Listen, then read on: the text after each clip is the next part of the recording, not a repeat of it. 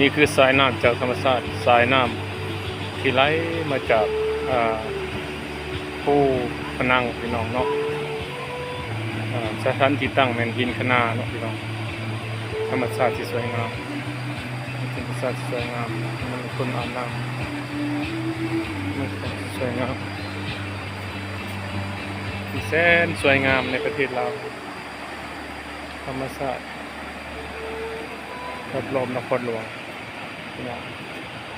ถ้ารักษาได้จะเป็นความสวยงามตลอดกาลและจะมีโอกาสสดใสสดชื่นตลอดปีครับภูพนังพี่น้องเนาะ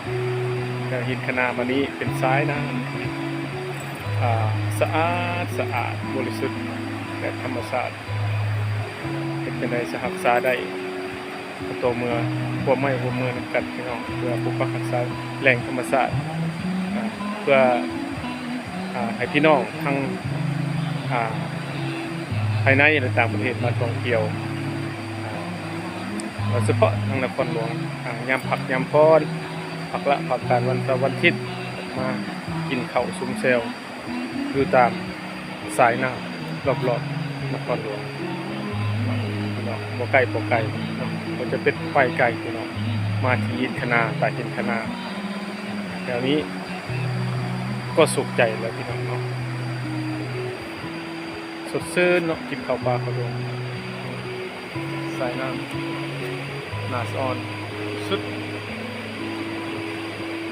ภาคภูมิใจที่มีธรรมชาติให้ได้เห็นได้ชมสายน้ำคือสายเลือดพี่น้องเนาะสายน้ำคือสายเลือดที่เราเลี้ยงคนเฮาทุกยุคทุกสมัยที่มนุษย์เฮาพึ่งพาอาศัยน้ำกับคนได้พึ่งพาอาศัยกันตลอดกาลบ่ว่าอยู่ไสเนาะพี่น้องสมัยก่อนคนเฮาเป็นหยังอยู่จริงอยู่ริมน้ำก็ย้อนว่าความสะดวกสบายบ่ห่างไกลจากน้ำพี่น้องแต่ปัจจุบันความเทคโนโลยีมีทันสมัยอยู่ไสก็ได้มีเจาะบาดาลแต่ว่าปัจจุบันนี้สะดวกแล้วแต่ก่อน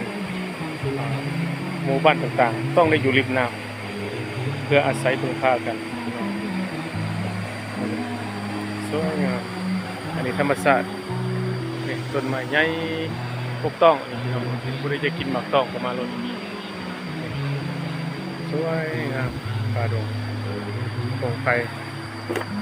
เสียงห้องจักจั่นดังอิงดูทั่วป่าทั่วดง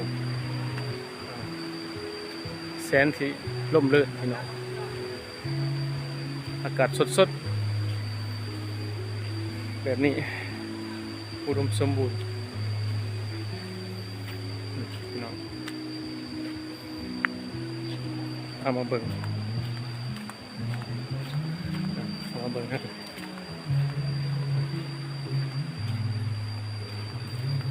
เป็นแหล่งธรรมชาติที่สวยงาม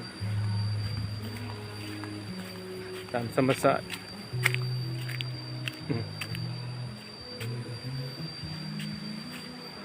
ต้นไม้ใหญ่สะดวก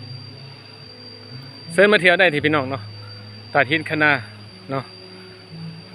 แหล่งธรรมชาติตามสายน้ำพี่น้องขอขอบใจเด้อธรรมดาทานบดา